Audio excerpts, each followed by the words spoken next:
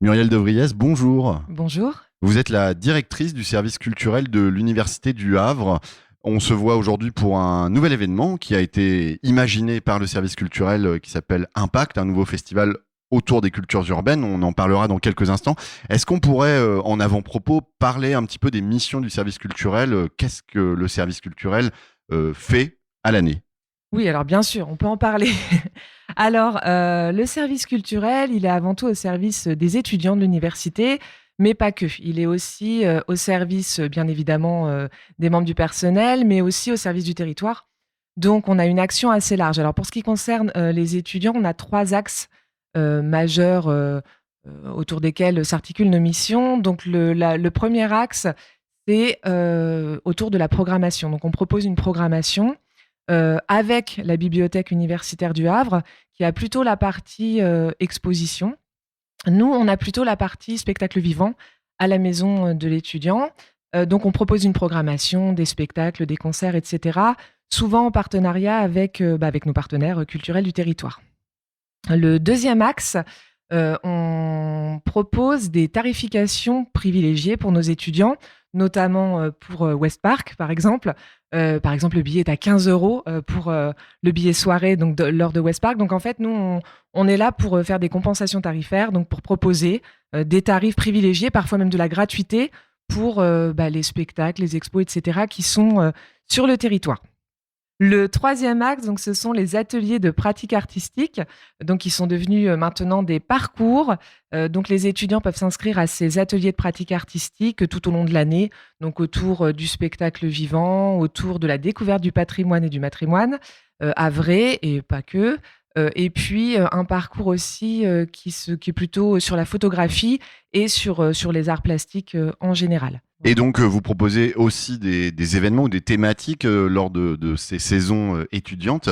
Et notamment, on a vu passer la communication de ce nouveau festival que vous avez imaginé, la première édition qui va avoir lieu cette année du 4 au 6 avril, le festival Impact, première édition du festival de cultures urbaines. Alors, pourquoi, à un moment donné, vous vous êtes dit, tiens, on va faire un festival autour des cultures urbaines? Alors effectivement, on a une actualité assez intense en ce moment.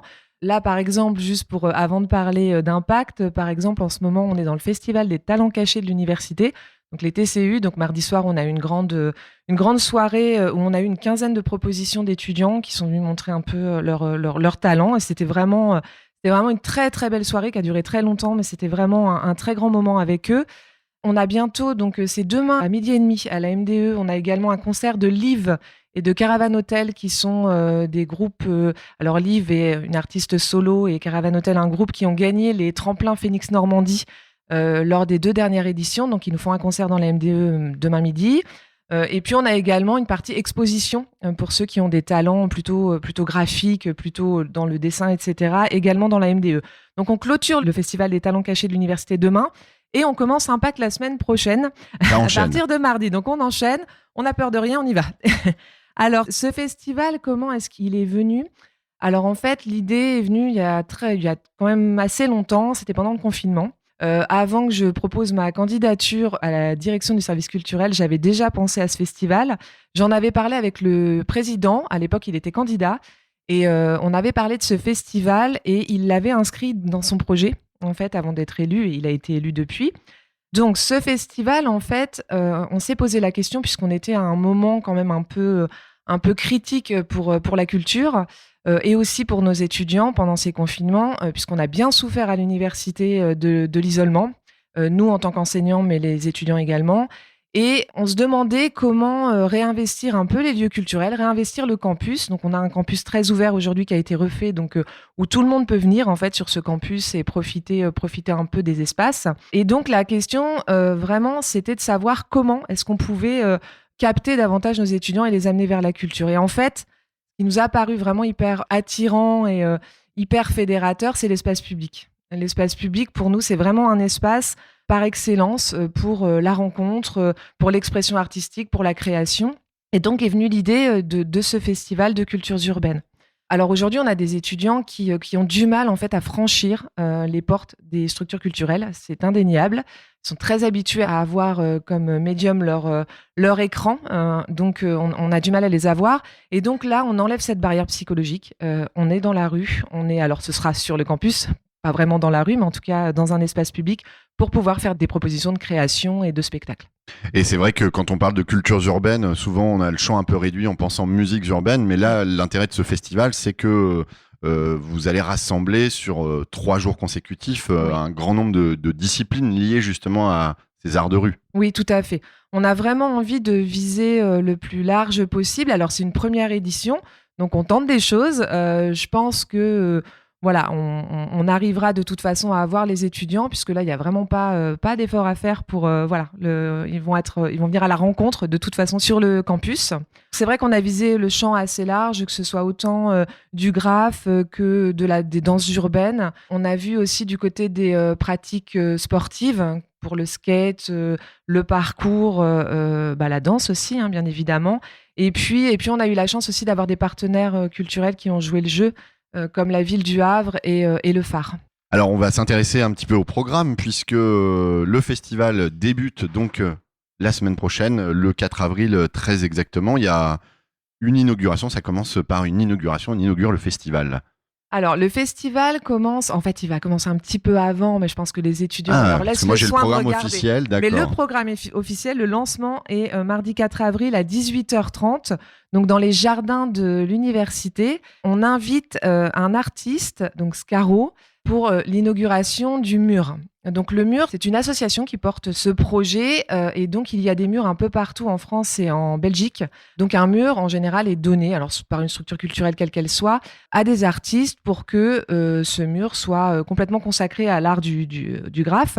Donc il y aura un mur au Havre et il sera à l'université. On l'inaugure mardi avec Scaro qui sera bien évidemment là. Donc il va commencer un petit peu à travailler le mur avant, évidemment. Mais voilà, donc on aura ce mur que l'on va donc conserver évidemment. Oui, Et on j'allais changera. m'arrêter là-dessus, ça veut dire que maintenant il y aura un mur d'expression Oui. au sein de l'université où différents graffeurs, suivant la périodicité, pourront venir créer des nouvelles œuvres. Oui, on sait déjà qui seront les prochains. On est déjà en train de travailler dessus, mais oui, à peu près en fait tous les 6 mois, puisque c'est ce qui correspond aussi au temps étudiant. Le premier mur en avril, mais le prochain sera certainement à la rentrée. Et en tout cas, on donne des cartes blanches aux artistes et on souhaite vraiment qu'il y ait une dynamique autour de ce mur dans les prochaines années. Et on passe au mercredi, on passe sur de la danse, je crois. C'est un peu le programme que nous réserve cette journée du mercredi. Oui, alors le mercredi, c'est le mercredi soir, on a un atelier de danse, donc de 18h à 20h, avec l'artiste Zia, qui vient de Rouen et qui nous propose donc un stage de danse urbaine.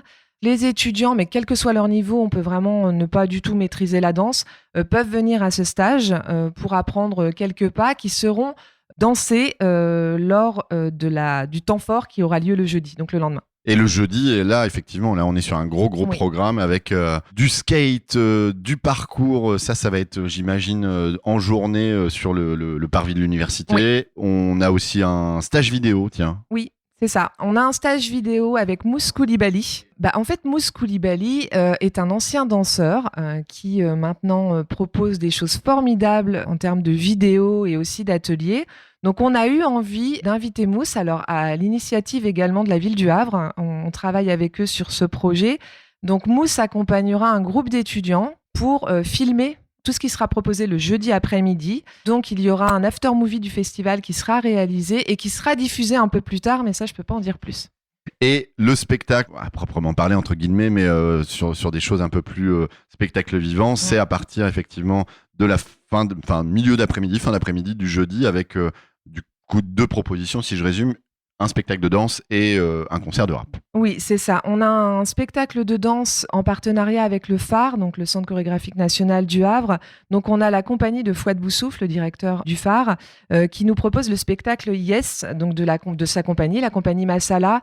Donc, on a 2 artistes donc, qui vont danser dehors et qui, en fait, font le son font du beatbox et dansent. Alors, c'est un mélange de hip-hop et de danse contemporaine. Donc, on est vraiment sur les cultures urbaines. On est complètement dans le thème. Et concert de rap avec concert de rap. Despi et SO. Oui, voilà, ce sont 2 artistes havrais qui sont en train de monter, en train de se faire connaître. Donc, on a eu aussi de bons conseils de la part du Tetris.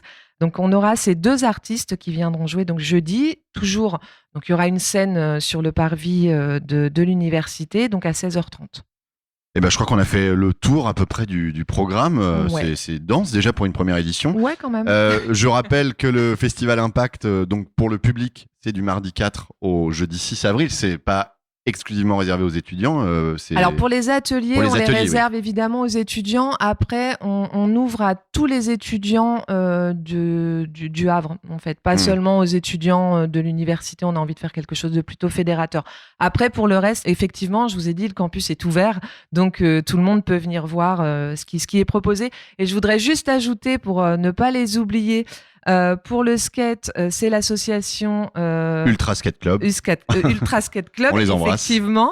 Pour les danses urbaines, donc c'est l'association Just Keep Dancing. Et pour le parcours, évidemment, ils sont connus au Havre, c'est donc Concrète Parcours qui sera là. Voilà. Que des gens qu'on connaît bien ici. C'est ça. Et donc les informations pour retrouver un petit peu le programme, moi ma source a été le site de l'université. Alors on a le site de l'université, on a également sur nos réseaux sociaux, donc sur les réseaux, alors soit de l'université ou sur les réseaux du service culturel. Vous pouvez trouver sur Instagram, sur Facebook, même si bon Facebook, voilà, moins de monde l'utilise, mais en tout cas vous pouvez nous trouver sur les réseaux sociaux sans difficulté. Muriel de Vriez, merci beaucoup et puis très bon festival. Merci, à bientôt.